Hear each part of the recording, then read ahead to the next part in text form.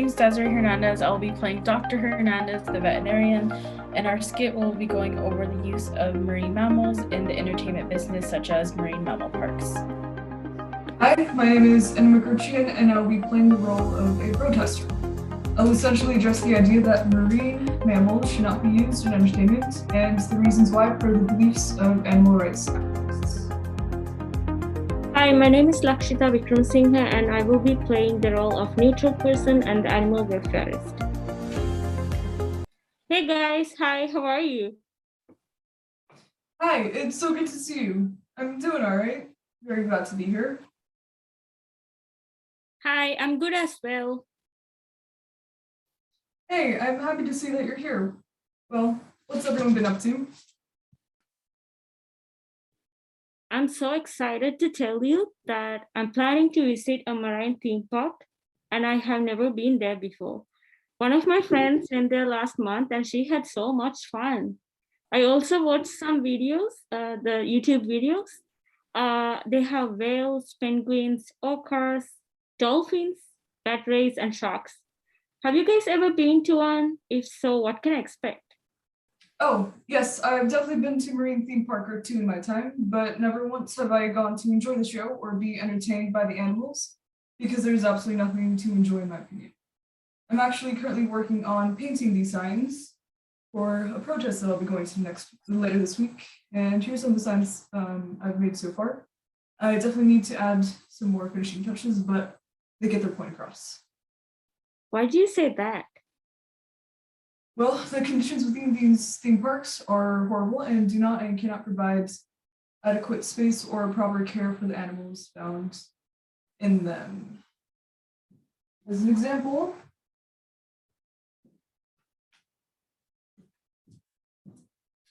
this here beautiful creature is an orca. Female orcas, like her, that are found in the wild, have an average lifespan of about 30 to 50 years, but they can live to be about 80 to 90 years old. Oh. Males have an average lifespan of about 60 to 70. However, within captive males, many die before their early 20s. Whales, many die before their early 20s. In the conditions provided in these facilities, if the conditions provided in these facilities are claimed to be more beneficial to the animals than being in the wild, and that they are given access to food, shelter, veterinary care, and protection from predators, it genuinely doesn't make sense that the survival rates of captive dolphins are not higher than those in the wild. Wow, I really didn't know anything about this. According to the information on their website, they're providing the best care to their animals. And also they have the staff of multiple veterinarians and the vet techs. It's great. It would be interesting to know from a veterinarian why this could be the case. Tell me more about what else this theme park has done. They even have a rescue team that has provided a second chance at life to more than 39,000 animals, always with the goal of rehabilitating them and returning them to the wild. I love that they've given so many animals the ability to heal and be eventually released. And 39,000, that's very impressive work. Having said that, who is mainly responsible for these mistreatments and their short lifespan? Well, that would entirely be the fault of the people who design the park facilities, caretakers, and trainers. For example,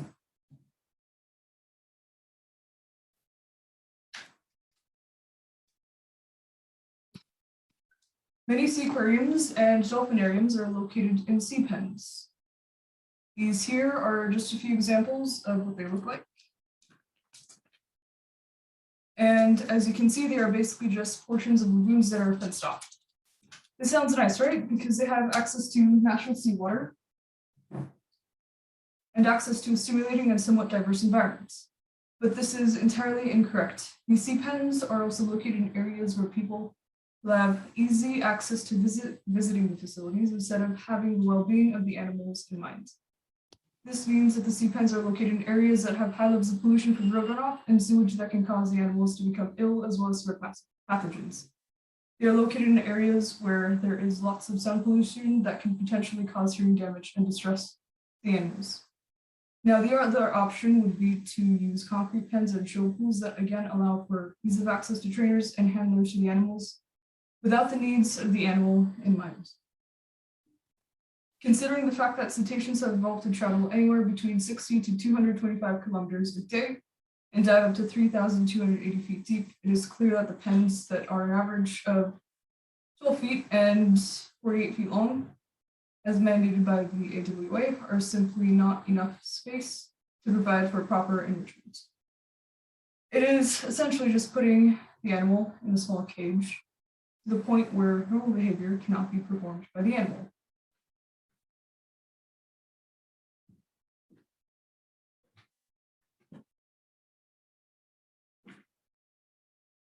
I mean, look at her. Is this the face of a comfortable animal? A happy animal will essentially be a free animal.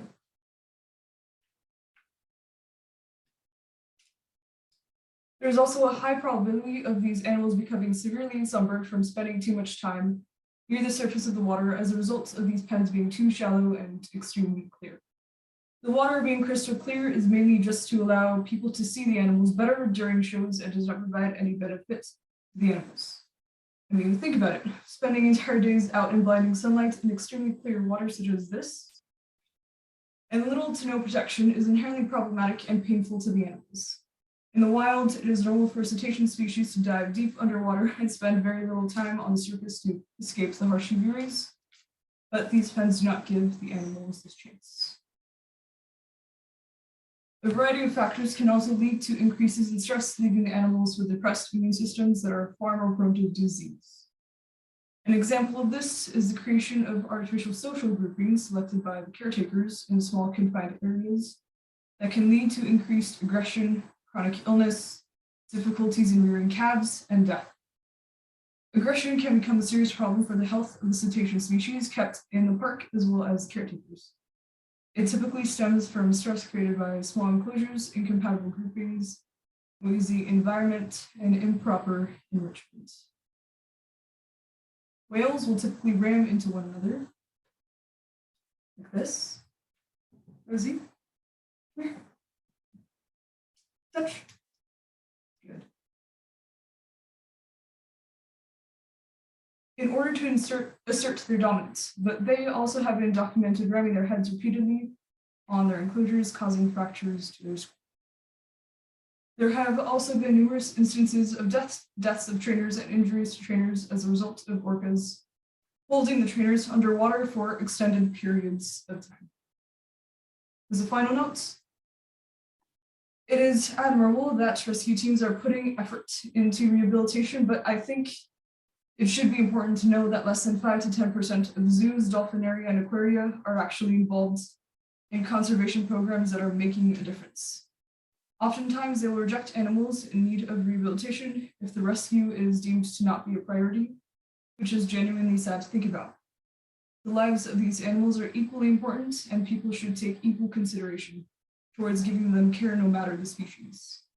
I would also like to point out that it is now illegal to obtain wild-caught cetaceans in many places to keep within theme parks, because it is inherently unethical to capture and keep animals for the sole purpose of entertainment, when they are not even in need of rehabilitation or rescue in the first place. These animals deserve a life free from captivity by humans, and a life free from performing in repetitive shows that are purely for entertainment and that are not even educational to the public. Yeah, that's my spiel on marine theme parks. Anna, I wouldn't completely agree with you. I think captive animals can live a long life and a happy life.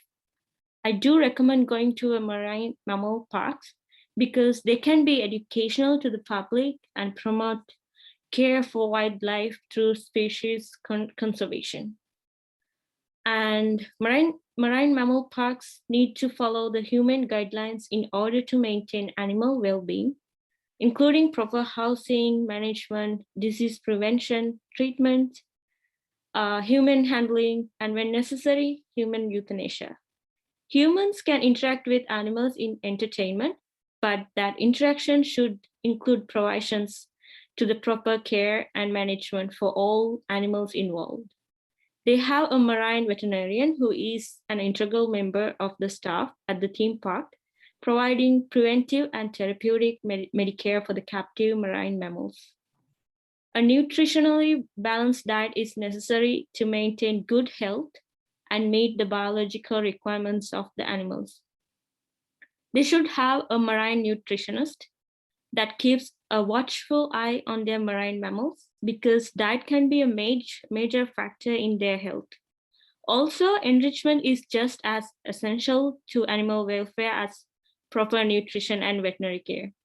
Animals that have good mental health will engage with their environment more and be less aggressive, less fearful, and are more peaceful and at ease with their surroundings. So enrichment can support this positive mental welfare and encourage the natural behaviors in captive animals. The primary enclosures for cetaceans shall contain an interactive area, a buffer area, and a sanctuary area. None of these areas shall be made uninviting to the animals. To the movement of cetaceans into the buffer or sanctuary area shall not be restricted in any way. The horizontal dimensions for each area must be at least 3 times the average body length. The average adult body length of the species of cetaceans used in the program. These enclosures must be constructed and maintained so that animals contained within a provided sufficient space, both horizontally and vertically, to be able to make normal postural and social adjustments with adequate freedom of movement in or out of the water. Enclosures smaller than required by the standard may be temporary use for non-medical training, breeding, holding, and transfer purposes. Any enclosures that doesn't meet the minimum space requirements for primary enclosures may not be used for permanent housing purposes. And if they are violating it, we can take legal actions against them. I know that a variety of diseases and parasites can be responsible for dolphin deaths, but we can expect a better explanation from the marine veterinarian at the theme park. One of my friends is a marine veterinarian. She currently works at a marine theme park. Let me see if I can join her in our discussion here. Her name is Dr. Hernandez. She would be able to answer most of the questions about whales' lifespan in captivity. Let me call her.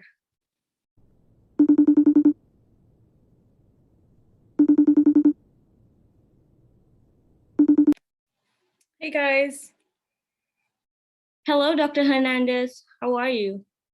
I'm doing great. Who is behind you? This is Willie. He's swimming around. This is one of our male orcas. Wow, he is big and beautiful. Dr. Hernandez, do you have some time to give us some information about marine theme parks? My friend Anna has some questions for you. I agree. He is really beautiful. He's one of my favorite whales here. Of course, ask me anything. I have some downtime at the moment, so I'm definitely able to give you guys some more info. Thanks. Hi, Dr. Hernandez. I'm curious about what you do for your practice. Could you tell us a little bit about what your role is at the marine theme park you work at? I'm one of the park's marine veterinarians. I've been at the park, been one of the park's vets for about 10 years now. My typical duties here are include examining the marine animals that are here, making sure that they're healthy and fit, also treating any illnesses, preventative medicine, performing diagnostics like running blood, or using ultrasound technology, and even performing minor surgeries if necessary. Oh, that sounds very interesting.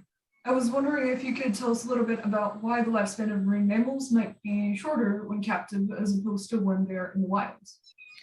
Yes, of course. Captive marine animals can suffer from viral, fungal, bacterial infections, and even gastrointestinal diseases, parasites, and pneumonia. For example, some captive whales have died due to the West Nile virus from mosquitoes. Of course, this is something they most likely wouldn't have been exposed to living in the wild. Also, captive animals tend to be more exposed to pathogens in the tank and chemicals that are not typically found in the ocean. However, it is common for both wild and captive orcas to get fungal pneumonia.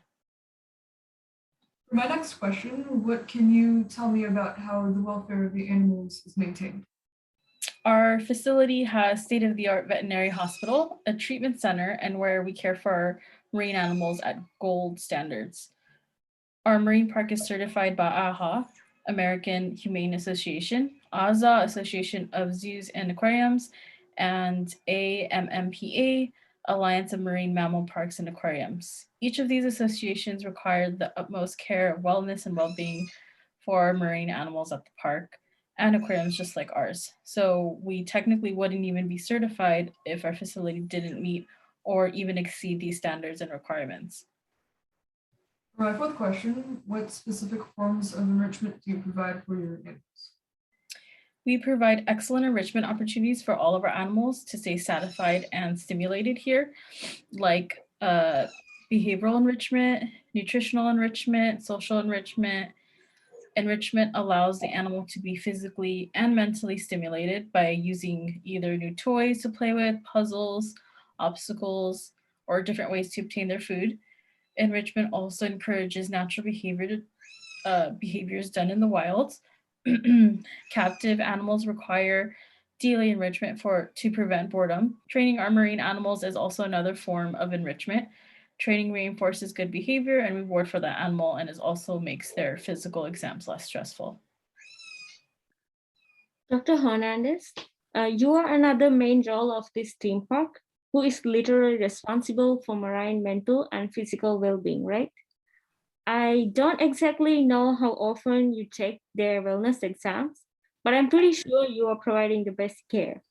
I'm very happy to hear about the enrichment ideas you have provided to them, and I would expect you will continue to support them with more natural enrichments. And would you consider training as a form of enrichment?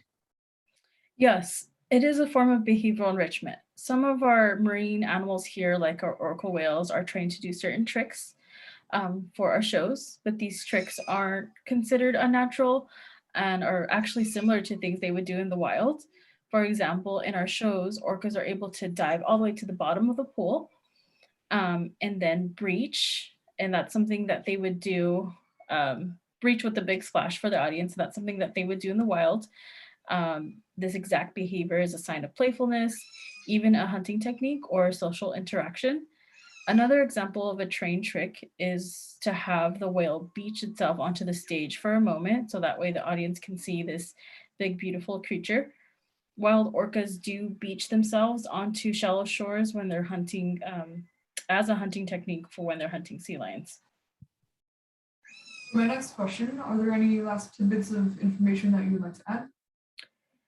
Yes, it is true. Captive animals can be exposed to things that they aren't in the wilds, like you mentioned, sunburns. The animals at the park definitely spend more time in the UV rays, and the pools are painted white, so whales are definitely susceptible to sunburns. We do apply a safe sunscreen on them when they're exposed in the sun. A lot of people, mostly animal activists, believe that our animals are treated inhumanely and are abused, which is untrue. As the veterinarian, my job is to advocate for the animals and ensure their health and wellness. Animal activists also believe the orca whales here are stressed, bored, and take out their aggression on each other. For example, raking. In the wild, raking is perfectly normal behavior amongst orcas to assert dominance amongst each other. Raking is a result of an orca's teeth marks on another orca's back.